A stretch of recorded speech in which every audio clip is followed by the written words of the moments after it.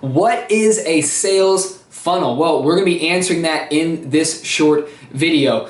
Traditionally, businesses started talking about sales funnels decades ago, and traditionally, they thought about their sales funnel kind of like this. It was the systems that they had in place and the path that their customer would take towards a sale. And so they would map it out in a funnel like this, and they would have an awareness stage, usually at the top. This is where your customer becomes aware of who your brand is.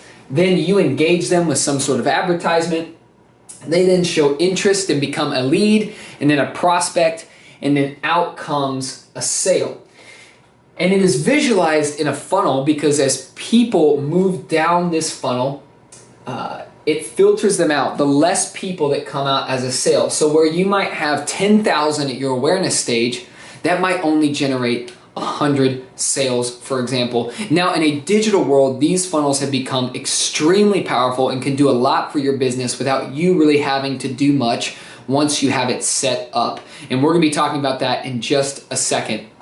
Now, I like to think about a sales funnel as a series of marketing pieces. This might be your social media advertisements, your website, the content you are creating, your tactics, your marketing tactics, assets that create a pathway for your customer. I like to think about it like this illustration when you think of a sales funnel. Imagine each of your customers is driving a car. Now, when your customer gets in that car, they have a starting location as well as an end destination. Every single one of your customers, their starting point is as a complete stranger to your brand. No one just is born one day knowing who your brand is, right? They start off as a stranger. And your end destination, or your customer's end destination, is often argued. Now, most businesses make that destination just to be a one-time buyer. They just want to get a sale. And I would challenge that. I would challenge that notion that that should be your end destination.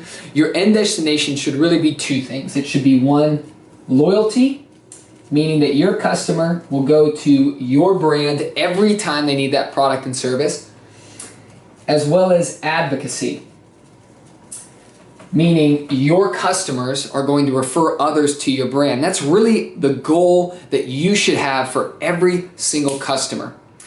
Now, as your customer gets in that car, imagine that your sales funnel is like the road signs that they are looking at to know where to go next, when to turn left, when to turn right in order to get to your end destination.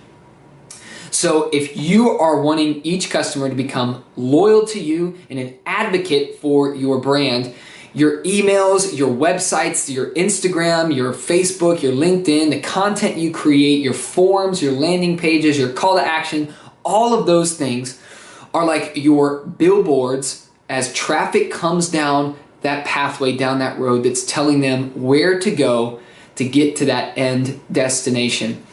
And really, you're going to want two things with that sales funnel. You have two goals for all that traffic that's going down your funnel. One, you want to make sure the highest number of people that start going down this path make it to the end, right? So you want to make sure the highest number of people who start here end up here.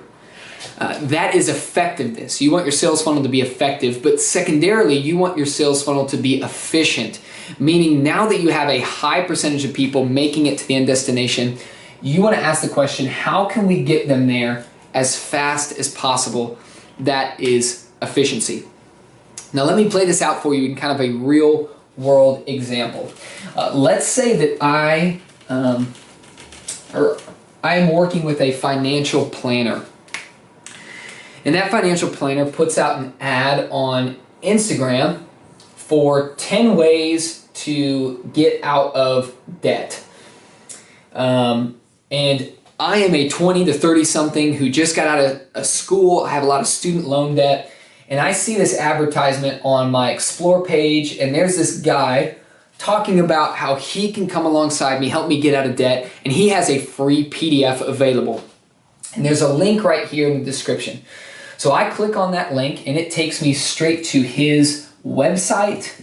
And then on that website, it pops up a form where if I put in my first name, last name, email, phone number, just some basic information, I can get this free PDF. So I do that. I put in my email, phone number, name, just some basic contact information.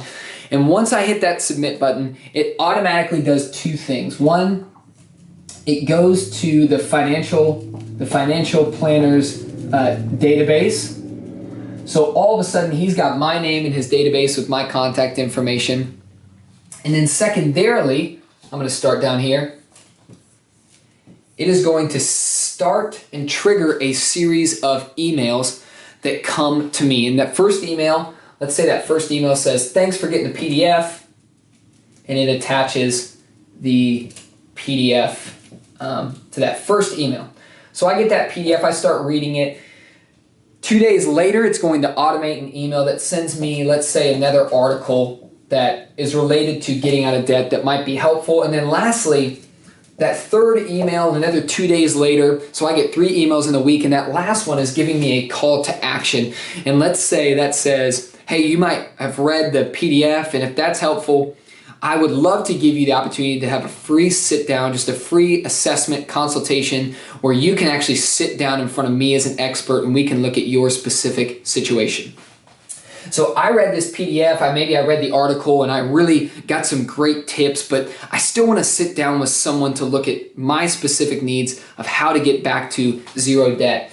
And so in that email, I'm clicking on a link that takes me back to his website and to a questionnaire, let's say. Maybe it's a longer form that asks me more questions about my previous experience with financial planners, what my goals are for my finances, all that. So I fill that out, I push submit, and that's going to generate several things. Number one, all that information is going into that financial planner's database and updating my contact.